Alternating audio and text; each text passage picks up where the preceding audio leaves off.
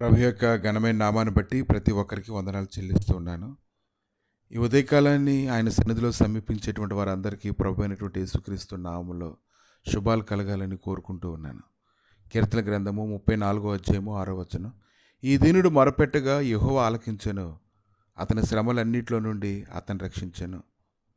ఈరోజు దీనత్వం ఉంటే ఖచ్చితంగా మనం దీనుడిగా మారిపోతూ ఉంటాము. ఆయన చేసేటువంటి గొప్ప కార్యం కోసం మనం కనిపెట్టుకుంటూ ఉంటాం. నయామాను అనేటువంటి వ్యక్తి అయితే అటువంటి దీనత్వం అయితే లేదు. ఒక బానిస పిల్ల అతనికి చెప్పినటువంటి మాటలను బట్టి తన కుష్ఠరోగం నుంచి విడుదల పొందడానికి అతను బయలుదేరాడు.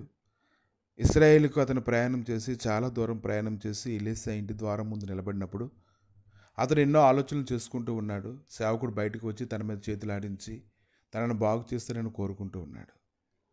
కానీ దానికి వేరే విధంగా జరిగింది. నువ్వు యోర్దాను నదికి పోయి 7 మార్లు స్నానం చేయము, నీ ఒళ్ళు మరలా బాగే, నీవు శుద్ధుడు వగుదు అని ప్రవక్త చెప్పాడు. 2 రాజుల గ్రంథము 5వ అధ్యాయము 10వ వచనం.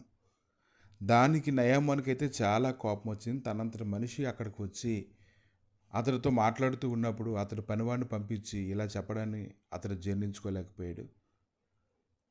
తను ఇలాంటి పరిస్థితుల్లో ఉన్న అతనికి గ్రహింపు లేదు కనుక అతని దీనత్వం కూడా లేదు. దైవ సన్నిధిలో అతను ఎలాగుండాలో అతనికి తెలియదు. తనకు మేలు జరగాలని కోరుకుంటున్నాడు కానీ అలా లోబడ్డానికి అతను చాలా కష్టంగా ఉంది. ఈరోజు ప్రభు అయితే ఈరోజు మన దగ్గర నుంచి ఏం అడుగుతున్నాడు అనేది సంగతి గురించి కానీ ఆలోచన చేసినట్లయితే చాలా సులువైనటువంటి పనులు చేయమని అడుగుతున్నాడు. కానా పెళ్లి విందులోనైతే అతడు బాణల్ని నీటితో నింపమని మాత్రమే అడిగాడు.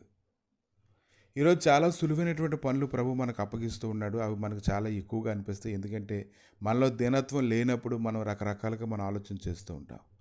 అతను కోపం వచ్చింది. 2 రాజుల గ్రంథము 5వ అధ్యాయము 12వ వచనం. దమస్కు నదులైన అబనాయును ఫర్ఫరును ఇశ్రాయేల్ దేశంలో నదులన్నిటికంటే శ్రేష్టమైనవి కావా అని అతడు అక్కడి నుంచి వెళ్ళిపోతూ ఉన్నాడు. రౌద్రంతో వెనక్కి తిరిగి వెళ్ళిపోవడాన్ని మనం చూస్తూ ఉన్నాం. ఈరోజు సమస్య ఏంటంటే దీనత్వం కలిగి ఉండకపోవడం వల్ల దేవుడిచ్చేటువంటి ఆశీర్వాదాలు పొందడానికి మార్గాన్ని సరళం చేసుకోకుండా ఆ ముళ్ళకంపల్లోనే చాలామంది ఉండిపోతూ ఉన్నారు.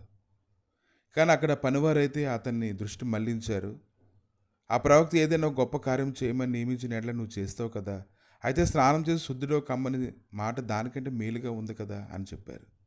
కానీ ఇక్కడ సమస్య ఎలా ఉందంటే నయామాను హృదయంలో ఉంది.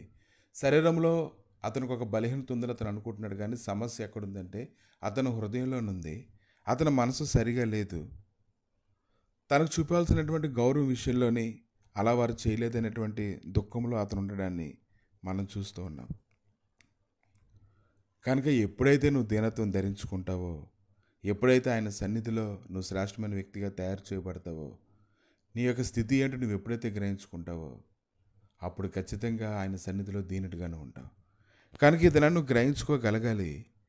నయామాను కూడా గ్రహించుకున్నాడు. అక్కడికి వెళ్ళాడు, యోర్దాను నదిలో మునిగాడు. వారు బ్రతిమలాడడాన్ని బట్టి అతను శాంతించాడు, మునిగాడు. అతని దేహం పసిపిల్లల దేహం వలె మారినప్పుడు అతడు ఎలా మారిపోయాడంటే అతను మామూలుగా మారిపోవడం కాదు. అతను అనుభవించినటువంటి ఆనందం ఎటువంటిదో మాటల్లో చెప్పలేము. అతని హృదయం అయితే సంతోషంతో నిండిపోయింది. ఇంకా అక్కడి నుంచి ఆయన్ని తప్ప మరి ఏ దానిని తాను ఆరాధించనని అతను ప్రకటించడని మనం చూస్తున్నామండి. కనుక దీనత్వం కలిగి ఉండడం అనేది ఎంతో శ్రేష్టమైనది. ప్రభు అయినటువంటి యేసుక్రీస్తు కూడా ఎంతో దీనత్వం కలిగినటువంటి వ్యక్తిగా ఉన్నాడు. అతను అప్పగించబడిన రాత్రి అయితే శిష్యుల యొక్క పాదాలు కడగడం ప్రారంభించాడు. ఎటువంటి దీనత్వం కలిగి ఉండాలో, నాయకుడిగా ఉండేటువంటి వాడు ఎలా ఉండాలో వారికి నేర్పించడం మొదలుపెట్టాడు. కనుక ఎవరైతే దీనత్వం కలిగి ఉంటారో ఈరోజు వారు ఖచ్చితంగా వారు దేవుడి యొక్క కృపను పొందుతారు. దీనత్వం కలిగి ఉండడం అంటే అసలు నువ్వు దేనికి యోగ్యుడివో, అసలు దేవుని కృప పొందడానికి నీకు ఎలాంటి యోగ్యత ఉందో తెలుసుకుంటే నువ్వు ఖచ్చితంగా దీనత్వం కలిగేటువంటి వ్యక్తిగా ఉంటావు. అటువంటి దీనత్వం ఈ దినమైన వాక్యం వింటున్నటువంటి వారందరికీ దయచేసి ఆయన వల్ల గొప్ప మేలులు అనుభవించి నెమ్మది నొందుతురుగాక. ఆమేన్. ప్రభువా, మీ దయగలిగిన నష్టాలకి నాయన ఈ సమయంలో అప్పగించుకొని ప్రార్థన చేస్తుండగా నయామానుకి ఎలాగైతే హృదయాన్ని బాగు చేసి శరీరాన్ని ముట్టావో తండ్రి, ఈ దినమున అలాగే ప్రభా హృదయాన్ని బాగు చేసుకోవడానికి నువ్వు చేసిన పనులన్నీ సులువుగా చేయడానికి కృప దయచేయమని, నీ మహిమ సన్నిధిని నింపి నడిపించి బలపరచమని, నీ గొప్ప శాశ్వతమైన సన్నిధి మొదలుకొని సదాకాలం తోడుగా ఉంచి నడిపించమని యేసుక్రీస్తు నామములు అడిగి వేడుకుంటున్నాము తండ్రి. ఆమేన్.